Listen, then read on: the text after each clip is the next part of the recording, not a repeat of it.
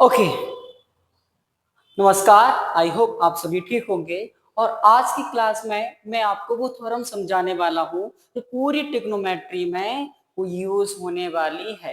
यानी कि 90% आप देखेंगे कि उसका यूज बहुत इंपॉर्टेंट है पूरी ट्रिग्नोमेट्री में। उस थ्योरम का नाम, ठीक है, आप भी जानते हैं और मैं भी अच्छे से जानता हूं, बट हमें उस चीज को पढ़ना बहुत जरूरी है।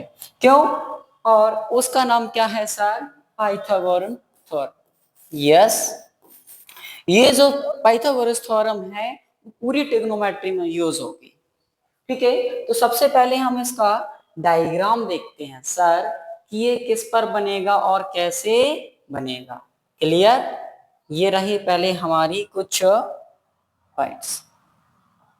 अब यहाँ पर देखो कि ये कौन सा ट्रायंगल है। ट्रायंगल में भी कई सारे टाइप्स होते हैं और ये हमारा कौन सा है sir? Right angle triangle. Right angle triangle का मतलब क्या है सर? कि एक जो एंगल होगा वो कितने डिग्री का होगा सर? 90 डिग्री का होगा। जब ये 90 डिग्री का होगा तो 90 डिग्री के जस्ट सामने वो होगा, वो हमारा हाइपोटेनियस होगा। क्लियर? और हाइपोटेनियस होगा तो ये फिर हमारा क्या होगा सर? परपेंडिकुलर। और नीचे का हमारा क्या हो जाएगा सर? हमारा बेस। ये बेबी को बेस पसंद। क्लियर है? अब इसकी जो फॉर्मेट होता है या कहें हम इसका जो स्ट्रक्चर बनता है सर, वो कैसे बनता है इसको और समझा दीजिए। वही तो इम्पोर्टेंट है। इम्पोर्टेंट क्या है?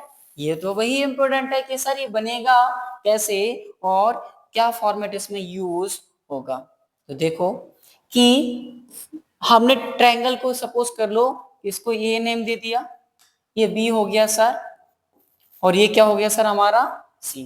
तो हम पाइथागोरस ट्रिपलेट में जब हम देखेंगे तो हमारे जो हाइपोटेनियस का स्क्वायर होगा, क्या होगा सर? हाइपोटेनियस एसी का जो स्क्वायर होगा वो एबी के स्क्वायर प्लस सर बीसी के स्क्वायर के बराबर होगा। दोनों का स्क्वायर करने के बाद में दोनों का सम होगा और इसके बराबर आपका हाइपोटेनियस होगा। कहने का पर्पस ये है कि हाइपोटेनियस का स्क्वायर इक्वल्स टू बेस का स्क्वायर प्लस परपेंडिकुलर का स्क्वायर के बराबर होगा।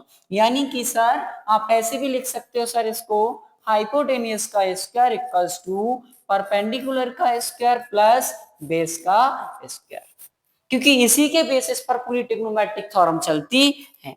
सर आप कहोगे कि सर कैसे चलती है, हमें तो समझ में नहीं आया। देखो, जब भी हम साइन लिखते हैं, साइन थीटा इक्वल्स टू कितना होता है सर? परपेंडिकुलर अपॉन में हाइपोटेनियस। जब हम कॉस थीटा लिखते हैं सर, तो कॉस को लिखते हैं सर बी अपॉन में हाइपोटेनियस। और सर जब हम टेन थीटा लिखते हैं तो क्या लिखते हैं? परपेंडिकुलर अपॉन में बेस। क्या आ गया सर? तीनों ही चीजें ये इसमें यूज हो रही हैं सर। कौन कौन सी? कौन आप बता सकते हो इसमें? देखो, इसमें तीनों चीज क्या सर?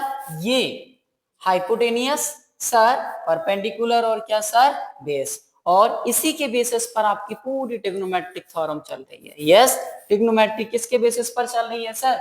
90% इसी के बेसिस पर कि साइन कॉस और टेन, यानी कि परपेंडिकुलर, हाइपोटेनियस और बेस। और एक एंगल कितना होगा सर? आपका 90 डिग्री। तो इस थ्योरम को आप बिल्कुल रट के छोड़ दो।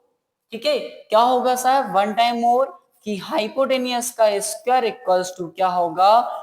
परपेंडिकुलर का स्क्वायर प्लस सर बेस का स्क्वायर। क्लियर? इस चीज को आप अच्छे से अपने दिमाग में उतार लो, पूरी ट्रिग्नोमेट्री आपकी इसी से सॉल्व हो जाएगी। देखो, यहां से साइन की वैल्यू भी निकाल लोगे, कॉस की वैल्यू और टेन की वैल्यू, और इन सभी के जो रेसिप्रोकल्स हैं, इन सभी के जो रेसिप्रोकल्स हैं, आप उनकी वैल्यूज को भी फाइंड कर सकते हो। That is clear. I hope आपको ये वीडियो पसंद आया होगा।